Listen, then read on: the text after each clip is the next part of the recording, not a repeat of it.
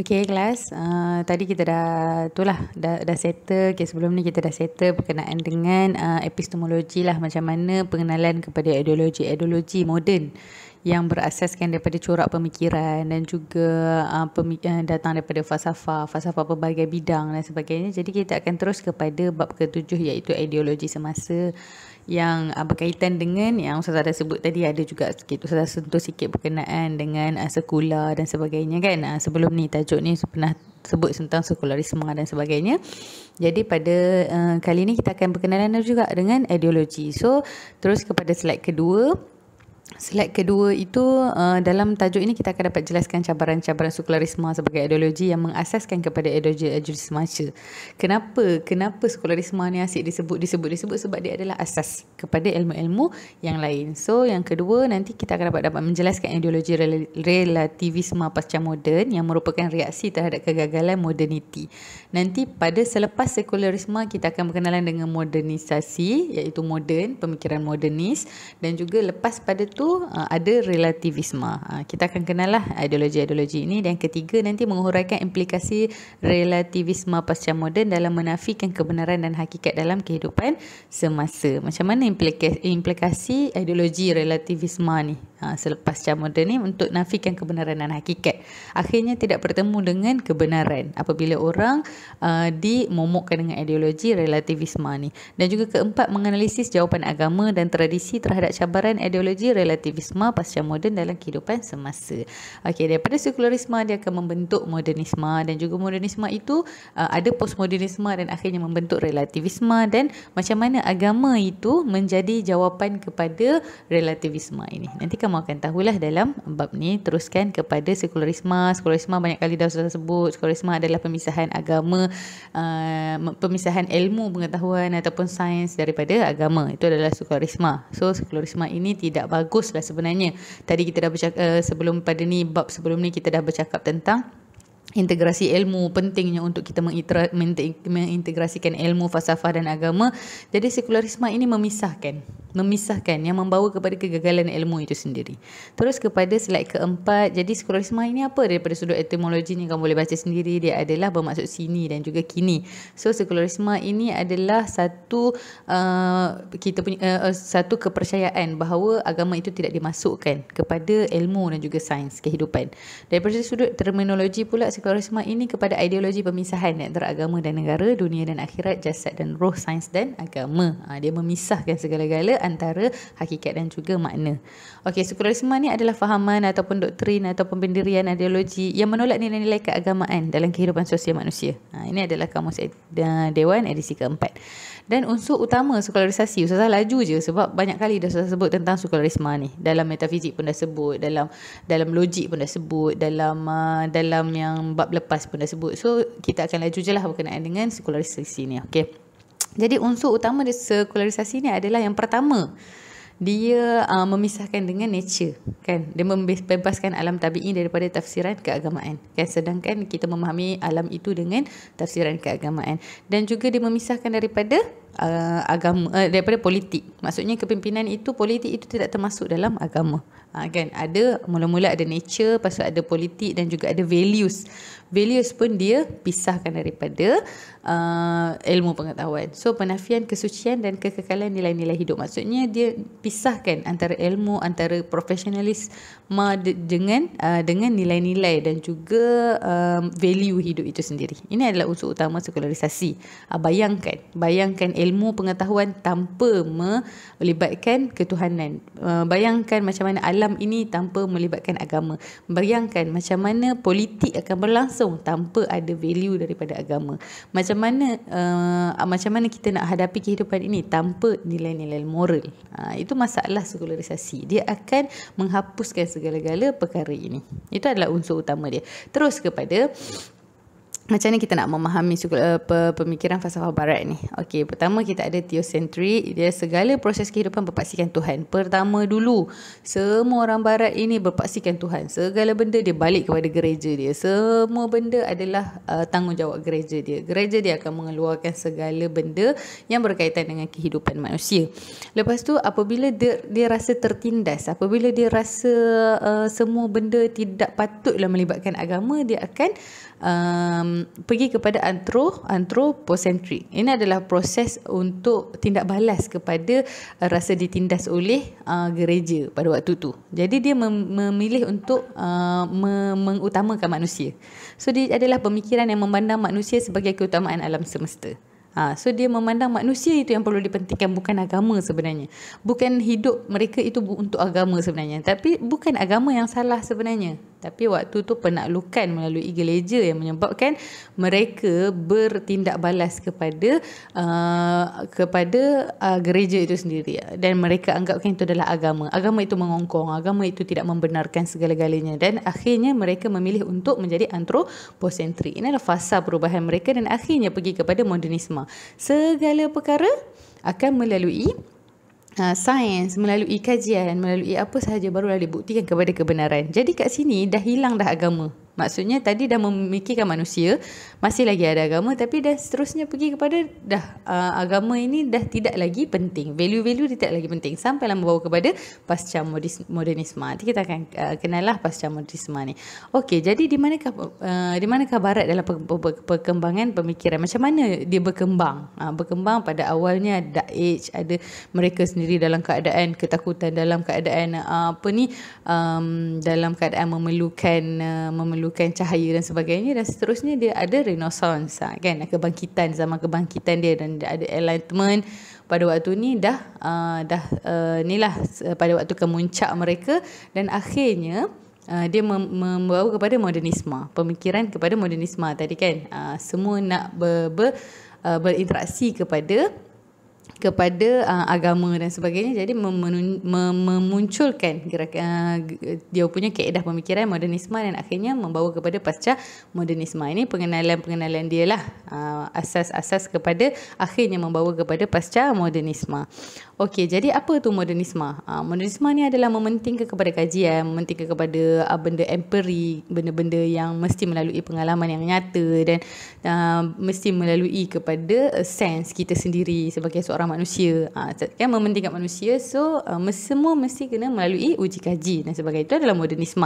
Moden ini zaman moden lah, maksudnya kemodenan, hidup berteraskan kejayaan, kecemerlangan dan semuanya berasaskan sains. Okey, kita terus kepada modernisme. Modernisme tu apa? Dia muncul pada zaman kebangkitan, Renaissance, setelah berakhirnya zaman gelap pada sekitar tahun 1900. So bermula di sekitar abad ke-18. Kan? Kita dah tengok pada bab yang lepas, ada pada zaman ke-17 tu ada rasionalisme, ada empirisme, dan modernisme ni datang selepasnya, iaitu abad ke-18.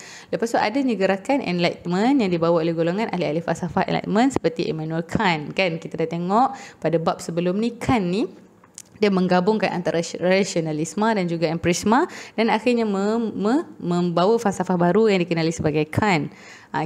Itu adalah dia punya enlightenment lah, maksudnya golongan-golongan ahli falsafah untuk membuka mata, untuk membawa kepada satu corak baru untuk memahami kehidupan.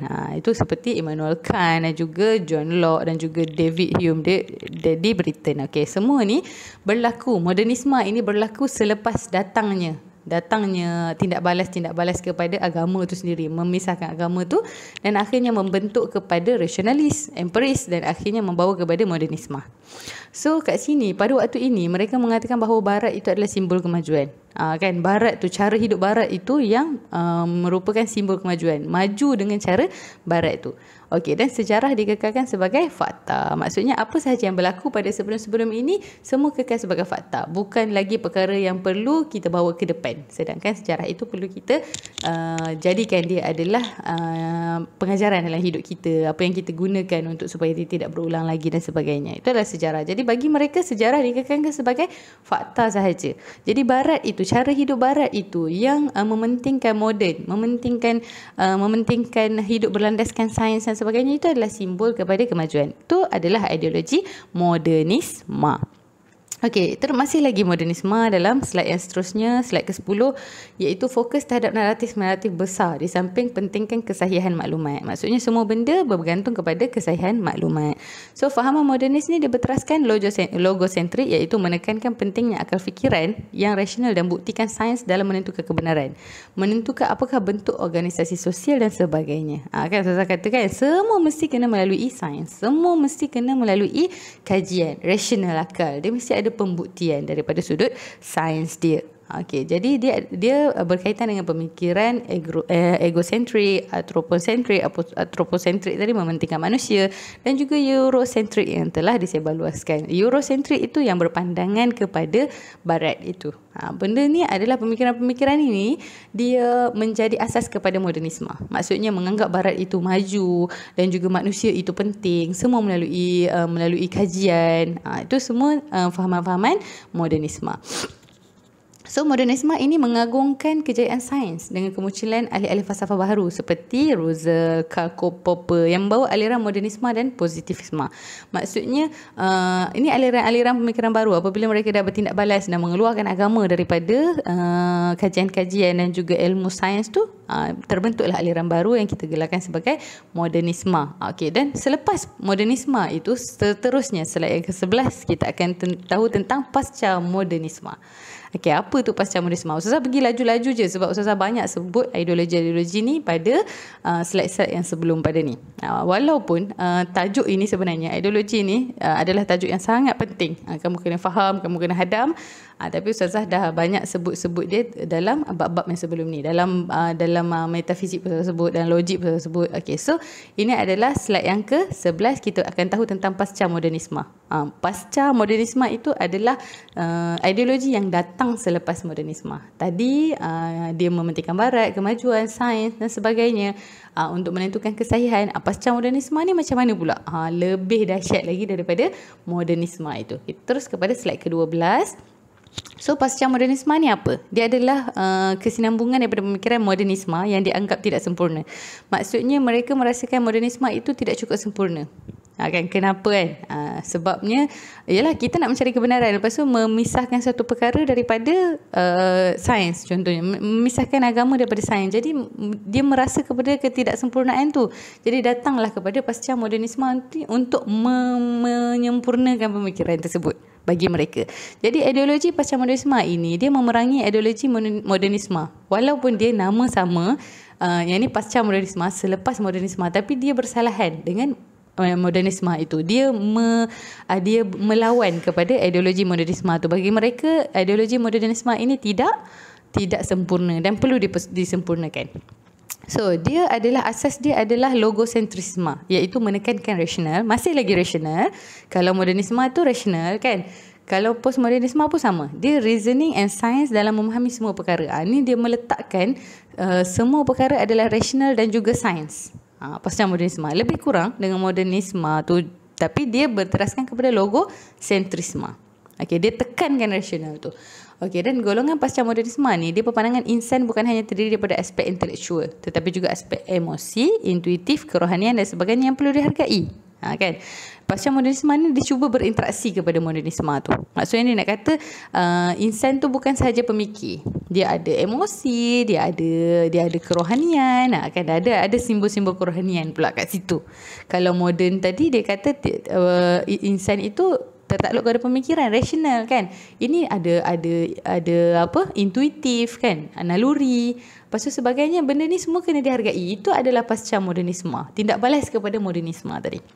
Jadi dia pasca modernisme ni, ideologi pasca modernisme ni dia anti kepada asas-asas kebenaran dan hakikat dan cenderung untuk mengubah sejarah.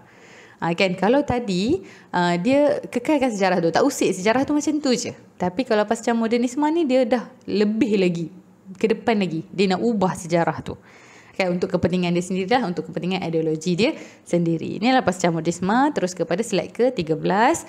So, bagi pasca modernisme ni dia menganggap barat ni simbol penjajahan. Kalau tadi mereka menganggap barat itu adalah kemajuan. Jadi sebab pasca modernisme ni dia nak memerangi modernisme itu, jadi dia mengatakan barat itu adalah simbol kepada penjajahan. Barat itulah yang menyebabkan kita ini berfikir tidak selayaknya kita berfikir. Barat itulah yang menyebabkan manusia ini sebagai satu subjek yang berfikir sahaja, tanpa emosi, tanpa naluri, tanpa ada kemanusiaan dan sebagainya. Jadi pasca modernisme ni cuba melawan perkara tu. Jadi dia mengatakan barat itu adalah simbol penjajahan.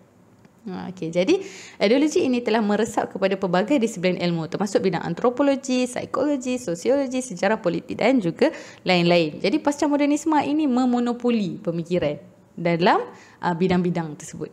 Jadi sikap tidak mengambil kisah kepada kehilangan sejarah, jati diri, agama dan tradisi. Sebenarnya mereka merasa mereka memerangi moden tu untuk menghargai manusia, untuk menghargai naluri manusia, kerohanian dan sebagainya. Tapi sebenarnya mereka dah mengubah sejarah.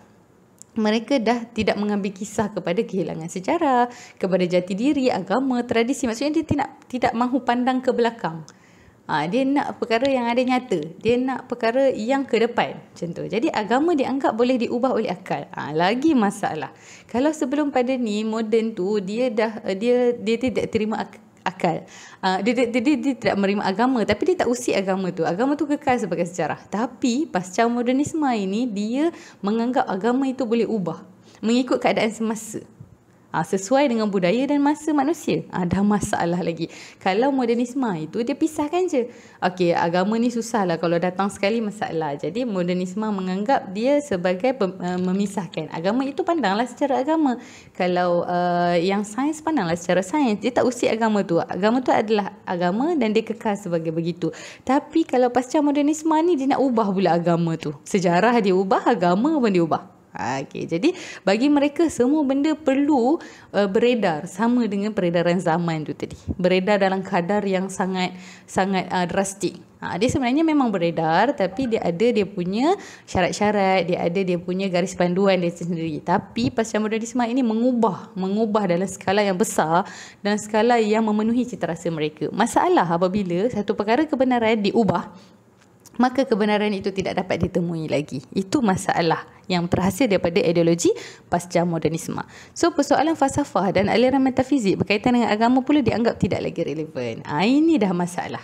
Dalam pasca modernisme dia anggap segala falsafah, segala metafizik itu tidak dapat diterima. Segala yang tidak dapat dilihat oleh mata kepala sendiri, pemikiran sendiri yang tidak logik, semua tidak lagi relevan. Ini adalah pasca modernisme. So dia mementingkan simulakra dan juga realiti ciptaan.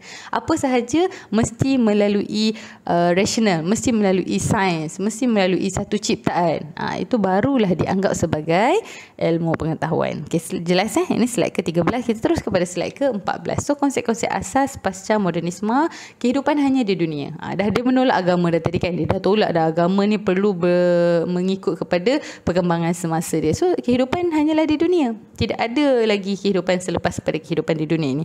So dia fokus kepada naratif-naratif kecil. Benda-benda yang melalui kajian, berfikir begini maka jadi begini, melakukan uji kaji begini maka menjadi begini. Dia naratif-naratif kecil. Dia fokus kepada benda-benda macam tu. So semua kebenaran bergantung kepada konstruksi budaya semata-mata. Hidup, dah. Dia memang sangat bersifat sementara. Berhidup, macam mana nak selesaikan masalah kehidupan ni? Settle masalah ni habis. Macam tu. Jadi semua kebenaran bergantung kepada budaya. Apa sahaja yang diterima oleh budaya, apa sahaja yang dah dibiasakan dalam kehidupan, itulah kebenaran. Jadi mereka ini pasca modernisme ni, ini dia skeptisme kepada kemajuan. Dia tak nak maju. Sebab dia tadi dia melawan barat tu tadi kan. Dia rasa barat itu penjajah. Jadi dia tak nak maju. Dia sangat hidup dia sekadar itu sahaja. Hidup dia tidak bergerak. Hidup dia macam tu. Dia bergantung kepada perkara-perkara yang kecil, naratif-naratif kecil. So dia adalah dan bagi mereka persoalan falsafah dan aliran metafizik itu dia tidak lagi relevan. Ini adalah konsep-konsep dia. Kita dah cakap dah tadi kan, mereka menolak agama. Mereka mengatakan agama itu tidak lagi dapat digunakan pada zaman yang berkembang dan sebagainya, dan mereka pun mengubah sejarah juga. Ini adalah pasca modernisme. Sangat bermasalah. Kita tengok modernisme itu dah bermasalah. Pasca modernisme ini adalah tindak balas kepada modernisme dan menimbulkan lagi banyak masalah. Okey, itu adalah slide ke-14. Kita terus kepada slide ke-15. So kita nak berkenalan dengan modernisme ini, macam mana beza dia dengan pasca modernisme. Tadi Ustazah dah huraikan dah pun, dah orang semua dah nampak dah juga pun apa tu modernisme, apa tu pasca modernisme. Okey, terus kepada slide ke-16. Okey, bagi modernisme, dia memfokuskan naratif-naratif besar, benda-benda yang besar, benda-benda yang hakikat kehidupan dan sebagainya. Okey, dan pasca modernisme ini memfokuskan naratif-naratif kecil, benda-benda yang kecil. Okey, modernisme menganggap barat itu simbol kemajuan. Semua kena Eurocentric, memandang kepada barat, Eropah sebagai simbol kemajuan. Nak maju ikut barat. Okey, dan pasca modernisme pula dia menganggap barat itu simbol penjajahan. Jangan ikut barat. Sebab itulah mereka anti kepada kemajuan. Okey, modernisme pula dia mementingkan kesahihan dan keaslian maklumat. Nak satu perkara mesti dibuktikan. Nak tahu kebenaran mesti melalui satu pengalaman ataupun satu uji kaji dan sebagainya. Tapi pasca modernisme ni dia mementingkan realiti ciptaan, simulacra. Dia menggunakan simulacra ataupun realiti ciptaan. Dia mencipta sesuatu, mencipta satu pemahaman, mencipta satu ideologi. Itu adalah pasca modernisme. Semua dia nak create sendiri. Adalah pasca modernisme. Dan juga modernisme ini dia menerapkan pemikiran secara massa, iaitu umum. Dia pegang secara yang besar, skala yang besar, kehidupan ini kepada perkara-perkara yang besar. Macam tadilah dia memfokuskan naratif-naratif besar. Dan juga pasca modernisme ini pemikiran dia berasaskan niche dan identiti kumpulan. Maksudnya setiap orang ada dia punya cara pemikiran dia sendiri. Setiap orang bebas untuk berfikir cara mereka sendiri. Itu yang diubah-ubah setiap benda adalah realiti ciptaan sendiri masing-masing mengikut kumpulan-kumpulan tertentu. Itu adalah pasca modernisme dan juga modernisme. Okey, modernisme ni pula kita terus kepada slide ke-17. Modernisme pula dia menganggap sejarah itu sebagai fakta. Dia tak usik fakta. Dia biar je sejarah tu macam tu. Tapi pasca modernisme ni pula dia menganggap sejarah itu ditulis oleh pemenang. Sampailah dia mengubah sejarah itu. Semua yang sejarah yang ada tu boleh ubah. Mengikut kepada siapa yang menulis je. Itu sejarah ditulis oleh pemenang. Itu kata pasca modernisme.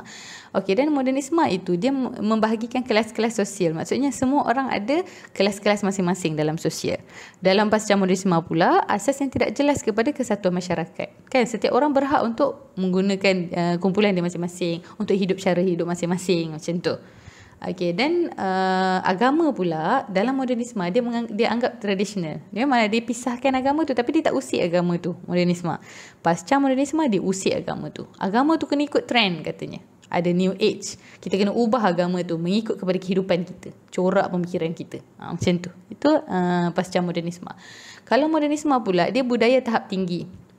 Budaya tahap tinggi dia menggunakan maksudnya dia mengagungkan budaya itu sendiri. Kan?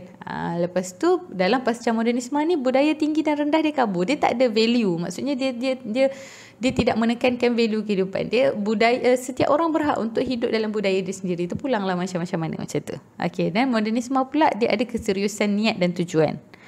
Kalau dalam pasca modernisme dia permainan niat dan tujuan. Maksudnya setiap orang berhak untuk menentukan kehidupan macam mana dia masing-masing. Nak ubah tu, nak ubah ni, nak ubah agama sekalipun, nak ubah sejarah, semua boleh. So dia adalah permainan niat dan juga tujuan. Itu pasca modernisme. Lepas tu modernisme pula dia menganggap keluarga ini unit utama dalam binaan masyarakat. Kalau pasca modernisme kata keluarga tu alternatif je. Siapa yang nak berkeluarga pun boleh, siapa yang tak nak. So dia tidak lagi menekankan value dalam kehidupan. Kalau modernisme itu dia sekadar mengalihkan agama ke tepi. Dia mengalihkan sejarah ke tepi. Kalau pasca modernisme dia ubah segala benda, ubah segala pemikiran, ubah segala tujuan kehidupan. Sangat berbahaya. Dan kesan pasca modernisme itu dapat kita rasai sampai ke hari ini. Cuma macam mana kita hadapi itu yang menentukan. So macam mana kita nak hadapi ideologi-ideologi yang bahaya begini. Kita teruskan kepada slide ke-18.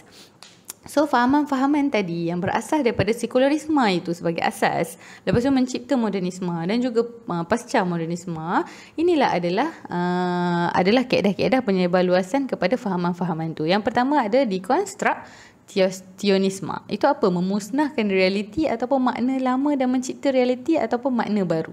Kan? Kat sini yang kita kata tadi, hilangkan realiti, hilangkan segala benda, hilangkan segala ilmu-ilmu yang telah datang sebelum pada ni, cipta suatu perkara yang baru. Cipta dia. Itulah membentuk kepada pseudo reality, reality yang tidak bersandar kepada kebenaran. Datangnya penyelewengan ilmu melalui dekonstruksionisme ni. Dia membuatkan satu perkara yang baru kepada sejarah. Dia membuatkan satu perkara baru kepada hakikat, kebenaran. Dan akhirnya semua orang ataupun semua yang percaya kepada perkara tersebut tidak ada realiti yang jelas.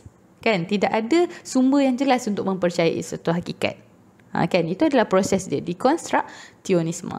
Dan juga ada proses kedua, relativisme. Apa relativisme tu? Dia memusnahkan atau menyamaratakan darjat realiti, ilmu dan nilai. Kan semua sama, realiti, ilmu, nilai semua sama, kan? Contohnya ilmu yang suci dianggap sebagai komoditi ataupun barangan komersialisasi universiti sahaja. Maksudnya ilmu tu tak ada beza pun dengan barang dagangan. Semua boleh jual apa semua. Kan dia sama kan? Realiti pun sama, ilmu pun sama, nilai pun sama. So kat sini kita tak nampak ketinggian sesuatu perkara daripada perkara yang lain. Kalau bab yang lepas kita belajar tentang hierarki ilmu, hierarki sesuatu perkara kan, macam contohnya ilmu dengan nilai apa semua, kita dapat tahu ketinggian satu perkara tu. Tapi dalam relativisme ni dia memusnahkan ataupun yang meratakan semua benda, realiti, ilmu, nilai semua jadi sama. Jadi tak ada apa beza antara ilmu ataupun budi ataupun ketinggian nilai dengan barang-barang dagangan. Tak ada beza benda tu. Dia sangat bahaya. Jadi kita perlu tahu nilai-nilai pada kehidupan ini untuk mencari kebenaran, untuk mencari hakikat kehidupan. Kan? Ini adalah kaedah penyebaluasan yang kedua, yang itu kita panggil relativisme. Yang ketiga ada pluralisme. Apa tu? Pluralisme ni dia memusnahkan keunikan realiti, ilmu dan nilai dengan menerbitkan pilihan yang pelbagai. Setiap orang boleh memilih kehidupan dia sendiri. Semua orang boleh memilih agama dia sendiri. Dan semua orang ada hak masing-masing. Semua ada pilihan yang pelbagai. Itulah tercetusnya pluralisme agama. Semua orang ada pilihan. Kan, tak kira lah. Maksudnya semua orang berhak untuk menentukan dia punya pemikiran masing-masing. Macam saya dah jelaskan pada bab yang lepas kan. So orang buta ni pegang gajah, dia pegang telinga. Lepas tu telinga tu dia rasa macam kipas, kat kaki dia kata macam pokok. Semua orang berhak. Itulah, daripada asas itulah tadi pemikiran yang teori yang tadi yang saya cakap tadi tu, pragmatik tadi tu kan. Ada sebelum pada ni, bab sebelum pada ni saya terangkan tentang teori pragmatik itu mencetuskan kepada kaedah ni, kaedah pluralisme ni dalam menentukan ideologi yang semua orang berhak memilih kehidupan masing-masing. Jadi tak ada apa yang salah. Semua orang berhak untuk memilih agama yang dirasakan benar. Semua orang berhak memilih pilihan hidup masing-masing. Ada hak kat sini. Contohnya LGBT. Boleh pilih macam mana nak hidup. Okey, dan kaedah seterusnya adalah fetishisme. Ini adalah mengisi atau mencipta roh atau semangat baru dari kemusnahan dan penciptaan baru. Dia mencipta semangat baru. Maksudnya dia dah cipta benda baru. Lepas tu dia nak cipta nilai baru pada ciptaan tersebut. Kan, dah lah dia dah buang semua yang dekat belakang tadi, nilai-nilai semua dia dah tarik balik semua. Dia nak bagi pula nilai baru kepada ciptaan dia yang sementara tu, ciptaan dia yang baru tu tadi. Itulah yang menjadikan klon manusia. Lepas tu ada robot ni nak instil perasaan manusia untuk mengambil tugas manusia. Itu adalah fetishisme. Dia nak ada setiap peredaran zaman itu merujuk kepada ciptaan-ciptaan baru, kepada nilai, ciptaan baru kepada ilmu. Okey, ini adalah pasca modernisme, dan ini adalah kaedah-kaedah dia penyebaluasan kepada fahaman ni. Okey, jelas ya? Ini adalah slide ke-18 terus kepada slide ke-19. Ini adalah contoh-contoh serangan ideologi. Apabila adanya modernisme, ada sekularisme, nampak tak ada masjid liberal tu? Yang kat depan tu perempuan jadi imam, jadi pak khatib. Yang kat dalam tu bercampur aduk, ada lelaki, ada perempuan. Sebab liberal, semua ada kesamarataan dekat dalam masyarakat. Itu sangat bahaya. Dan benda ni wujud. Benda ni wujud dalam masyarakat kita. Mungkin di Malaysia kita tak nampak benda ni semua. Sebab apabila ada janjaran sesat, lepas tu negara kita pun cepat-cepat banteras. Kan? Kita bersyukur kita duduk dekat dalam negara yang masih meninggikan ketinggian Islam tu sendiri, meninggikan nilai tu sendiri, nilai kehidupan. Kita bersyukur. Tapi di luar sana macam-macam masalah daripada serangan ideologi ini nampak jelas. dalam perlakuan-perlakuan mereka. Dan juga ada LGBT. Ini dah makin jelas lah dekat Malaysia. Nak menuntut hak masing-masing, berasal daripada tadilah postmodernisme tu tadi. Setiap orang boleh berfikiran melalui kaedah pluralisme. Setiap orang boleh mempunyai pilihan masing-masing, mempunyai hak masing-masing. Kalau dia rasa begitu, maka begitu adalah benar. Kalau dia rasa, kalau dia nakkan satu corak kehidupan, maka corak kehidupan itu benar. Kan? Ini adalah corak-corak kesan kepada serangan ideologi tersebut. Dan juga hedonisme. Hidup ini mainan, hidup ini tiada makna, hidup ini sekadar kita memenuhkan diri kita dengan pemikiran-pemikiran yang kita rasa kita nak buat. Yalah, siapa yang suka hidup serius, kan? Menuntut ilmu apa semua, kan? Semua orang suka keseronokan, semua orang suka lepak-lepak apa semua, kan? Hedonisme, hidup berlebih-lebihan, hidup dalam keadaan ambil dadah, ambil minum arak, mabuk dan sebagainya. Tu kalau pilih sendiri kehidupan, jadilah macam tu. Sebab nak seronok je. Hidup kat dunia ni nak seronok je. Tak percaya kepada akhirat. Itu pasca modernisme. Dia tak percaya kepada kehidupan selepas mati. Hidup ini adalah hidup. Hidup semata-mata. Kan? Kita tengok tadi pasca modernisme. Dia tidak percaya kepada kehidupan selepas mati. Maksudnya dia hanyalah hidup ini hanya di dunia ini semata-mata. Apabila hidup ini hanya di dunia semata-mata, itulah yang nak bersuka-suka, bergembira-gembira. Kan?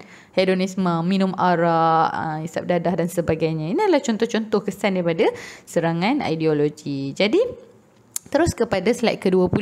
Dah nak habis dah. Satu lagi. Okey. Dan cabaran pasca modernisme terhadap akidah dan pemikiran Islam. Jelas sangat kita tengok, kan. Pemikiran Islam tu ajar macam mana value. Kita ada sejarah kita sendiri. Kita faham sejarah. Kita ada ilmu. Kita ada hakikat-hakikat kewujudan, kan. Jadi pasca modernisme ni sangat berbahaya kepada kita punya pemikiran. Daripada sudut ontologi, daripada sudut epistemologi, daripada sudut aksiologi. Jelaskan ni, kan, pembahagian-pembahagian ni. Kamu dulu dah buat mind map dah. Dari segi ontologi apa, dari segi epistemologi apa, dari segi aksiologi apa. Jadi postmodernisme ni ataupun ideologi-ideologi ni memberi negative impact kepada kita punya fahaman-fahaman ni tadi. Kalau ontologi daripada sudut hakikat-hakikat kehidupan, hakikat kewujudan. Kalau pasca modernisme ni, dia kata semua kewujudan ni bersifat relatif, nisbi.